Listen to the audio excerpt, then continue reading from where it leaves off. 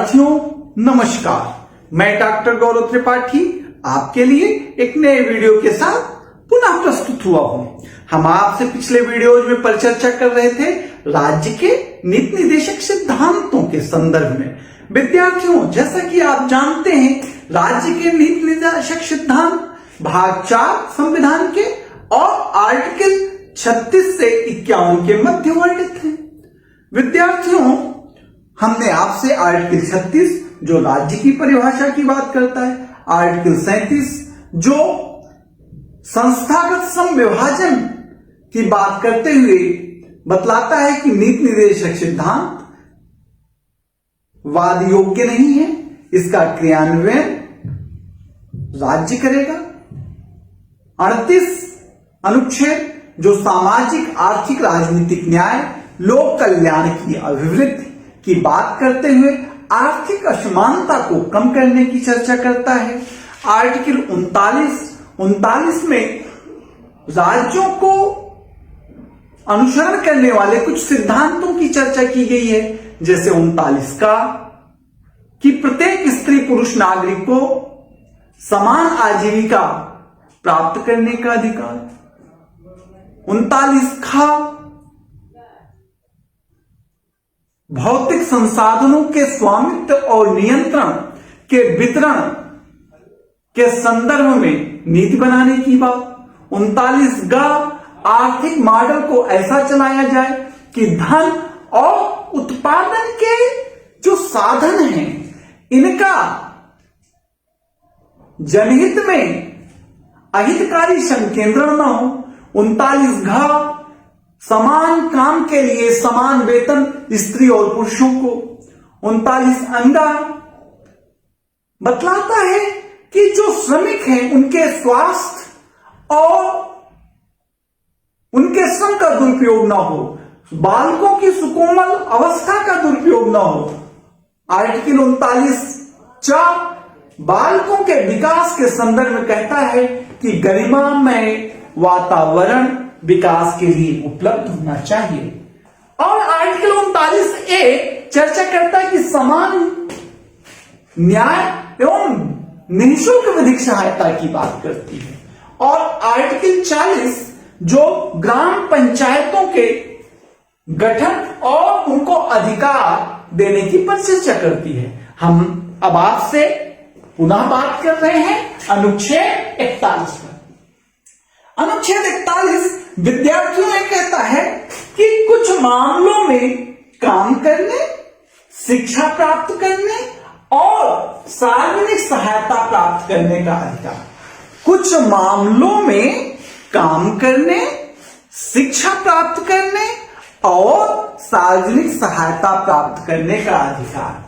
क्या कहता है? आइए पूरा पाठ पढ़ते हैं संविधान का कि राज्य अपनी आर्थिक क्षमता, नीति निर्देशक तत्व है, वो कह रहे नहीं ऐसे करिए, कह रहे राज्य अपनी आर्थिक क्षमता देख ले और अपने विकास की सीमा के भीतर राज्य अपनी आर्थिक क्षमता और विकास की सीमाओं के भीतर बेरोजगारी, वृद्धावस्था, बीमारी, विकलांगता और अन्य अभाव के मामले में काम करने, शिक्षा प्राप्त करने और लोक सहायता प्राप्त करने के अधिकार को सुनिश्चित करने के लिए प्रभावी उपबंध करेगा।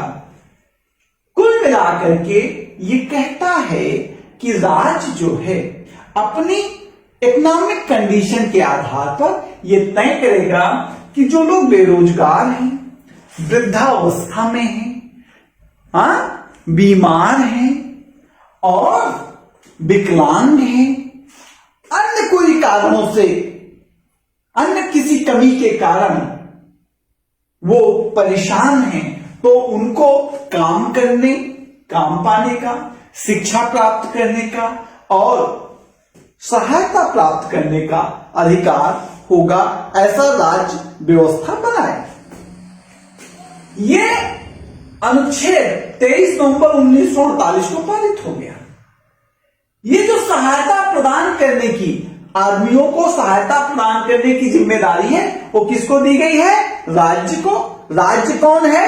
भारत की सरकार, भारत की संसद, राज्य की सरकार, राज्य का विधानमंडल, भारत क्षेत्र, भारत सरकार के क्षेत्र में आने वाले, भारत में स्थित स्थानीय निकाय और अन्य प्राधिकारी आते हैं। कहा कि राज्य क्या करेगा? सहायता देगा। किन परिस्थितियों में सहायता देगा? बेरोजगारी की स्थिति में देगा, वृद्धावस्था की स्थिति में सहायता देगा, नव बीमारी की स्थिति में सहायता देगा, विकलांगता की स्थिति में सहायता देगा। ठीक है, बिल्कुल सही, आपको समझ में आ रहा है। जैसे अब रमेश जो है एक बड़ी फैक्ट्री में काम करता था, एकाएक छटनी हुई, अब वो बेरोजगार हो गया, तो कहां जाए?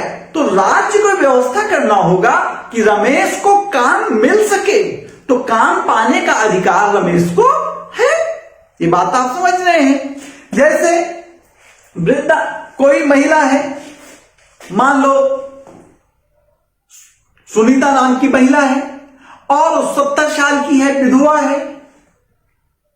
अब वो अपनी सहायता खुद नहीं कर सकती है, तो कौन देगा सहायता? लोक सहायता। वृद्धावस्था में कौन? राज्य का दायित्व है कि उसकी सहायता करे, तो वृद्धा पेंशन इत्यादि के माध्यम से उसकी सहायता करे।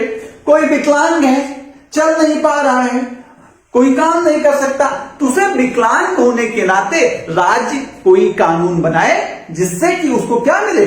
सहायता मिले। और ऐसे कानून उपलब्ध हैं। रोजगार और शिक्षा का अधिकार देता है आर्टिकल 41, यानी काम करने का जो अधिकार है, काम करने का अधिकार, ये रोजगार का अधिकार है। क्या है?